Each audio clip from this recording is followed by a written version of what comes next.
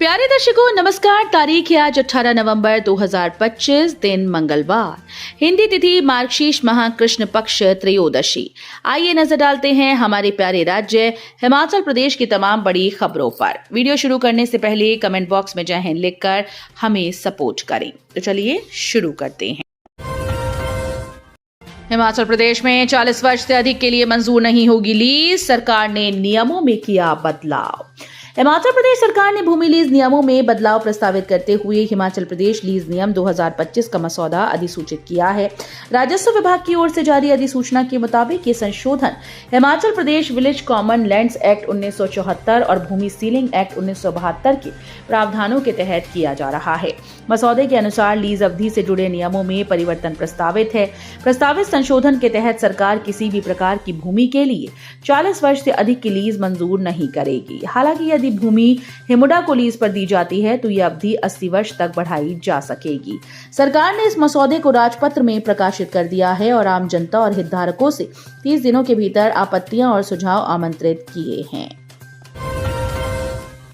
सर्दियों में सूखने लगा, बरसात में तैरता हिमाचल, दूर दूर तक बारिश के आसार नहीं। हिमाचल प्रदेश में मौसम का रुख लगातार सूखा बना हुआ है। आधा नवंबर बीत चुका है लेकिन बारिश लगभग ना के बराबर है।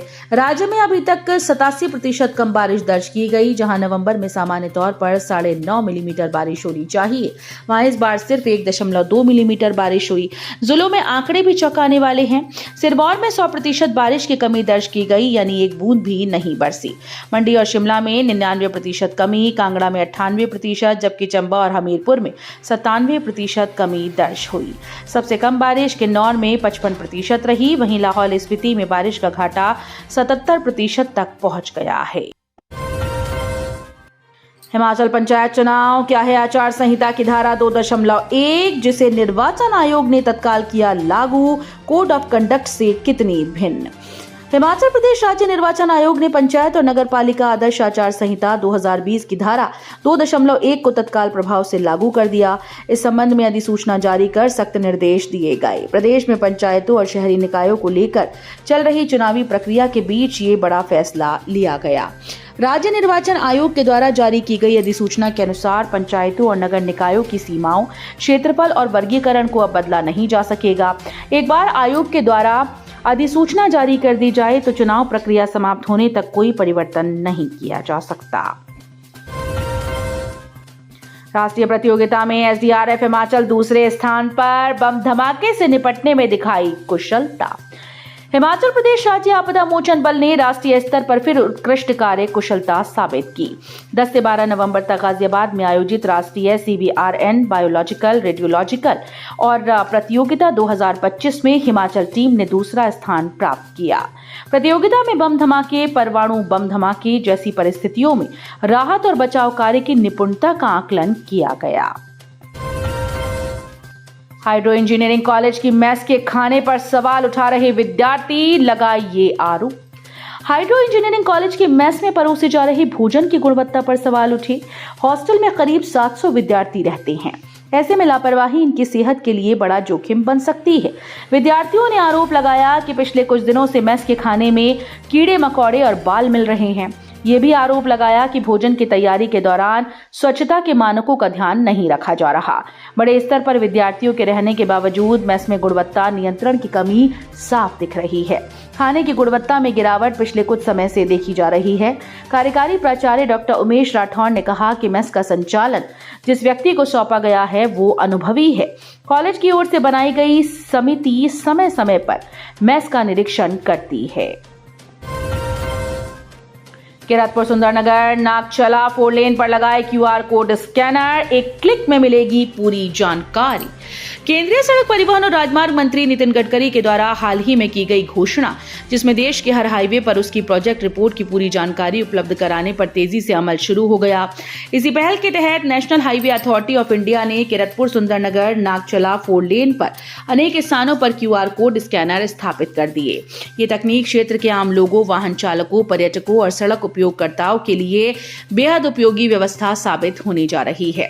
हाईवे के किनारे लगे इन QR कोड को स्कैन करते ही मोबाइल पर प्रोजेक्ट से जुड़ी हर जानकारी खुल जाएगी। इसमें निर्माण कंपनी, ठेकेदार का नाम, कुल प्रोजेक्ट लागत, कार्य पूर्ण होने की समय अवधि, मेंटेनेंस और वारंटी अवधि, सड़क की गुणवत्ता और निर्माण मानकों से संबंधित विवरण, कार्य में देरी या बदलाव का कारण, समस्या आने पर संपर्क करने को अधिकृत अधिकारी के साथ साथ ये भी स्पष्ट रूप से दिखेगा कि किरतपुर सुंदरनगर नागचला तक बने 4 लेन की मेंटेनेंस गारंटी ठेकेदार के पास कब तक है। Himachal Pradesh 10th 12th board time table जल्द जारी होने की उम्मीद, इस माह में परीक्षाएं होंगी आयोजित। Himachal Pradesh board of school education की ओर से जल्द ही 10th और 12th बोर्ड एग्जाम के लिए डेट शीट जारी की जा सकती है। टाइम टेबल ऑनलाइन माध्यम से HP बोर्ड की ऑफिशियल वेबसाइट पर जारी किया जाएगा। ऐसे में हिमाचल प्रदेश बोर्ड परीक्षाओं में भाग लेने जा रहे स्टूडेंट्स अपनी तैयारियों को तेज कर दें। HPCA स्टेडियम की तैयारियों से निरीक्षण टीम संतुष्ट, आयोजन को मिली हरी झंडी। धर्मशाला में 14 दिसंबर को होने वाले भारत बनाम दक्षिण अफ्रीका T20 अंतर्राष्ट्रीय मुकाबले को लेकर HPCA के निदेशक संजय शर्मा ने बातचीत के दौरान कहा कि आगामी मैच की तैयारियां लगभग पूर्ण हो चुकी हैं और जो शेष हैं वे समय रहते पूरे कर दिए जाएंगे। उन्होंने ये भी जानकारी दी कि मैच से पहले विभिन्न निरीक्षण टीम स्टेडियम का दौरा कर चुकी हैं। नेता विपक्ष जयराम ठाकुर बोले, आया हेल्पर भर्ती के नाम पर भ्रष्टाचार को बढ़ा रही सरकार। प्रदेश सरकार आया हेल्पर भर्ती के नाम पर भ्रष्टाचार और भाई भतीजावाद को बढ़ावा दे रही है। भर्ती प्रक्रिया में न नियम स्पष्ट हैं, न किसी तरह का कानून। सरकार के इशारे पर नियुक्तियां करने का दबाव बनाया जा रहा है। ये आरोप नेता प्रतिपक्ष जयराम ठाकुर ने लगाया है। मनाली लेह सड़क 20 से वाहनों के लिए बंद। BRO की सिफारिश के बाद DC ने जारी की अधिसूचना। हिमाचल को लद्दाख से जोड़ने वाली 435 किलोमीटर मनाली लेह सड़क 20 नवंबर से आधिकारिक तौर पर वाहनों के लिए बंद कर दी जाएगी। सीमा सड़क संगठन की 70 RCC ने भारी बर्फबारी की आशंका और सड़क पर ब्लैक आइसिंग जैसी खतरनाक परिस्थितियों को देखते हुए लाहौल स्पीति और कुल्लू प्रशासन को इस संबंध में पत्र भेजा। सोमवार को DC लाहौल स्पीति ने सड़क बंद रखने की अधिसूचना जारी कर दी। बस नहीं रोकने पर ट्रैवल कंपनी को पैसा लौटाने और मुआवजा देने के आदेश। जिला उपभोक्ता विवाद प्रतितोष आयोग हमीरपुर ने एक महत्वपूर्ण निर्णय सुनाते हुए रामदलाल ट्रैवल्स को एक महिला उपभोक्ता का टिकट किराया लौटाने के साथ साथ मुआवजा देने के आदेश दिए हैं। यह आदेश उपभोक्ता करुणा सोडी के द्वारा दायर शिकायत पर दिया गया। पंचायत चुनाव मामले में हाईकोर्ट ने राज्य सरकार और आयोग को जारी किया नोटिस। हिमाचल प्रदेश में पंचायत चुनाव समय पर करवाने की मांग को लेकर हाईकोर्ट में दायर जनहित याचिका पर सोमवार को मुख्य न्यायाधीश गुरमीत सिंह संधावालिया और न्यायाधीश जियालाल भारद्वाज की खंडपीठ के समक्ष सुनवाई हुई। मामले में अदालत ने राज्य सरकार व राज्य चुनाव आयोग को नोटिस जारी कर पूछा कि कितने समय के अंदर पंचायती राज संस्थाओं के चुनाव करवाए जा रहे हैं।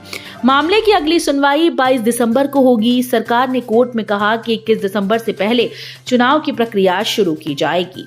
बता दें कि याचिका में कोर्ट से हस्तक्षेप करके पूरे प्रदेश में तय समय पर पंचायती राज चुनाव करवाने के आदेश जारी करने का आग्रह किया गया है।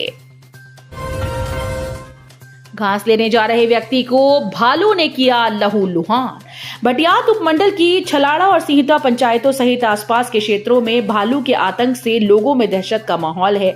ग्रामीण जंगलों की ओर जाने से कतरा रहे हैं। सोमवार सुबह राग पंचायत निवासी विपिन कुमार पर नागवन के समीप भालू ने हमला कर गंभीर रूप से घायल कर दिया। विपिन कुमार के शोर मचाने पर वहां से जा रहे लोगों ने साहस दिखाते हुए उसे भालू के चंगुल से छुड़ाया। इसके बावजूद भालू ने विपिन की टांग पर गहरा घाव कर दिया। घटना के बाद उसे सिहुता अस्पताल ले जाया गया, जहां पर प्राथमिक उपचार के बाद उसे छुट्टी दी गई। तो ये थी आज की फटाफट खबरें। हम मिलेंगे अगले बुलेटिन में, तब तक के लिए धन्यवाद। जय हिंद।